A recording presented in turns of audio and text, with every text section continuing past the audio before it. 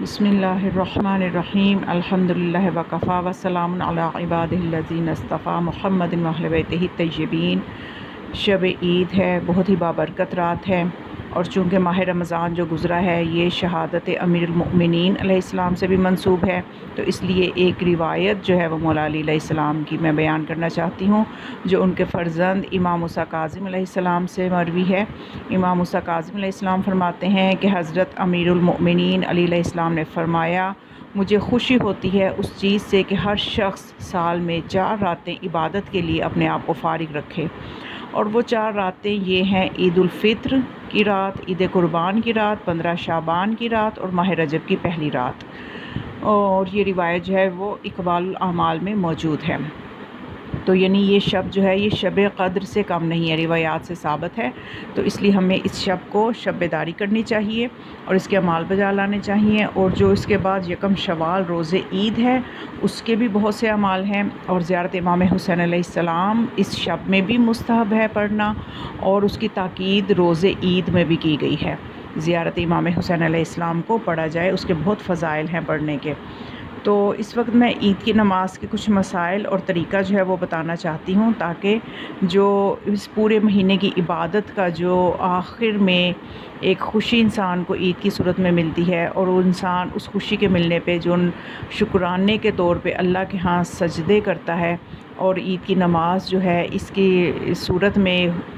انسان جو ہے وہ ایک طرح سے خدا کا شکر بجا لاتا ہے کہ اس نے ہمیں اس مہینے کو عطا کیا اور اس کی نعمتوں اور برکتوں سے ہمیں فیض یاب کیا۔ تو اس لیے عید کی نماز جو ہے یہ اپنی جگہ بہت اہمیت رکھتی ہے، اس کے مسائل کا جاننا بہت ضروری ہے۔ تو اس حوالے سے میں یہ چند مسائل بتانا ضروری سمجھتی ہوں۔ امام عصر علیہ السلام کی جب ظہور ہوگا تو اس ظہور کے زمانہ میں عید کی نماز، چاہے وہ عید فطر ہو یا عید قربان ہو، یہ نمازیں واجب ہوں گی اور ان کا جماعت کے ساتھ پڑھنا ہی ضروری ہے۔ لیکن ہمارے زمانے میں چونکہ امام علیہ السلام غیبت کبریٰ میں ہیں، تو اس لیے یہ نمازیں جو ہیں مستحب ہیں، اور یہ باجماعت اور فرادہ دونوں طرح پڑھی جا سکتی ہیں۔ یعنی عید کی نمازیں وہ فقط نمازیں ہیں کہ جن کو دونوں طرح پڑھ سکتے ہیں، کہ آپ یعنی جماعت کے ساتھ بھی پڑھ سکتے ہیں اور فرادہ بھی پڑھ سکتے ہیں۔ جماعت کے ساتھ اس لیے پڑھ سکتے ہیں کہ امام کے ظہور کے وقت واجب ہوں گی، اس لیے ان کی جماعت بھی ہو سکتی ہے، وگرنہ مستحب نماز کی جماعت نہیں ہوتی۔ لیکن عید کی نمازیں وہ ہیں کہ ان کی جماعت ہوتی ہے، اور فرادہ اس لیے پڑھ سکتے ہیں چونکہ ابھی امام پردہ غیبت میں ہے، تو اس لیے فرادہ بھی پڑھ سکتے ہیں۔ اور دوسرا مسئلہ جو جاننا ضروری ہے کہ عید فطر اور قربان کا وقت عید کے دن طلوع آفتاب سے ظہر تک ہے، یعنی طلوع آفتاب کے بعد جب نماز فجر کا وقت ختم ہو جاتا ہے تو پھر عید کی نماز کا وقت شروع ہو جاتا ہے، جو کہ ظہر تک رہتا ہے۔ اور پھر اس کے علاوہ یہ کہ عید جو ہے اس میں عید فطر و قربان کی نماز جو ہے یہ 2 رکعت ہے، جس کی پہلی رکعت میں الحمد اور سورہ پڑھنے کے بعد بہتر یہ ہے کہ 5 تکبیریں کہی جائیں، اور ہر 2 تکبیر کے درمیان ایک قنوت پڑھا جائے، اور 5ویں تکبیر کے بعد ایک اور تکبیر کہہ کے رکوع میں چلا جائے، اور پھر 2 سجدے بجا لائے، اور پھر اس کے بعد جیسے کہ 2 رکعت نماز کی روٹین ہوتی ہے، اٹھ کے انسان کھڑا ہو اور دوسری رکعت میں 4 تکبیریں کہے، اور ہر 2 تکبیر کے درمیان قنوت پڑھے اور تشہد پڑھے اور سلام کہے اور نماز کو تمام کر دے۔ تو اس طرح سے یہ جو قنوت ہیں ان دونوں رکعتوں میں یہ کل 7 ہوں گے، کیونکہ پہلی رکعت میں 5 تکبیریں ہیں، 5 تکبیروں کے درمیان، کیونکہ 2 تکبیروں کے درمیان ایک قنوت پڑھنا ہے، تو یہ 4 قنوت ہو جائیں گے، اور دوسری رکعت میں چونکہ 4 تکبیریں کہنی ہیں تو ہر 2 تکبیروں کے درمیان ایک قنوت پڑھنا ہے، تو 3 قنوت ہو جائیں گے، تو یہ ٹوٹل پوری 2 رکعت نماز میں 7 قنوت ہو جائیں گی اور 9 تکبیریں ہوں گی، اور دونوں مرتبہ رکوع میں جانے سے پہلے ایک الگ سے تکبیر کہہ کے پھر رکوع میں جانا ہے۔ یعنی جیسے پہلی رکعت میں 5 تکبیریں ہیں تو اس میں ہر 2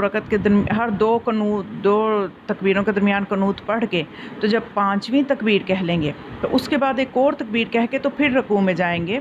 اور اسی طرح سے دوسری رکعت میں بھی جب 4 تکبیریں کہہ لیں گے تو چوتھی تکبیر کہنے کے بعد ایک تکبیر اور کہیں گے تو پھر رکوع میں جائیں گے۔